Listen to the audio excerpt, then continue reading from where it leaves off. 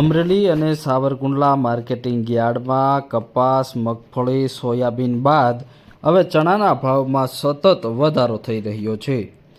અમરેલી જિલ્લાના ગ્રામીણ વિસ્તારની અંદર મોટી સંખ્યામાં ખેડૂતો વસવાટ કરે છે અને હાલ કપાસના ભાવ સતત વધી રહ્યા છે.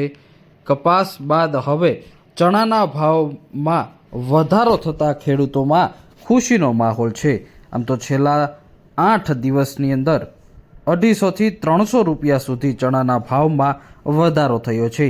આજે સાવરકુંડલા માર્કેટિંગ યાર્ડમાં ચણાનો ભાવ 1531 રૂપિયા એટલે કે 1531 રૂપિયા બોલાયો છે.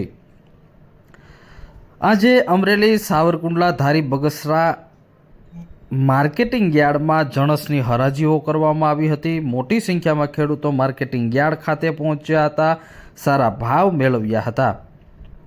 આજે સાવરકુંડલા માર્કેટિંગ યાર્ડમાં શીંગ ઝીણીનો ભાવ 949થી 1130 રૂપિયા સુધી બોલાયો હતો, જ્યારે શીંગ મોટીનો ભાવ 1000 રૂપિયાથી 1120 રૂપિયા સુધી બોલાયો હતો. આજે શીંગ મગફળીની આવક 1850 મણની થઈ હતી. તો સાથે જ તલ સફેદ અને તલ કાળાની હરાજી કરવામાં આવી હતી. તો તલ સફેદ અને તલ કાળાનો ભાવ આજે સફેદનો ભાવ 2000 રૂપિયાથી 2500 રૂપિયા સુધી બોલાયો હતો, જ્યારે તલ કાળાનો ભાવ 3000 રૂપિયાથી 3602 રૂપિયા સુધી બોલાયો હતો.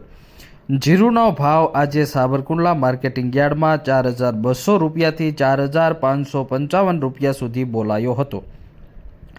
કપાસની વાત કરીએ તો કપાસનો ભાવ આજે 1300 રૂપિયાથી 1580 રૂપિયા સુધી બોલાયો હતો.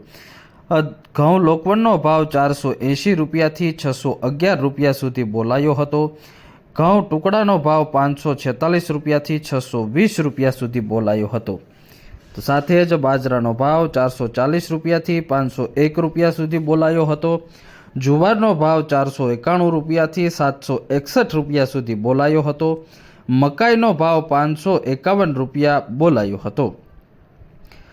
અડદનો ભાવ આજે 1345 રૂપિયાથી 1680 રૂપિયા સુધી બોલાયો હતો, જ્યારે સૌથી વધારે આજે ચણાનો ભાવ બોલાયો છે. ચણાનો ભાવ 1311 રૂપિયાથી 1531 રૂપિયા સુધી બોલાયો હતો. તો સાથે જ મેથી અને ધાણાની પણ આવક નોંધાઈ હતી. મેથીનો ભાવ 1088 રૂપિયાથી 1350 રૂપિયા બોલાયો હતો, જ્યારે ધાણાનો ભાવ 1260 રૂપિયા આજે બોલાયો હતો. સાવરકુંડલા યાર્ડમાં આજે મોટી સંખ્યામાં ખેડૂતો પહોંચ્યા હતા, ભાવ મેળવ્યા હતા.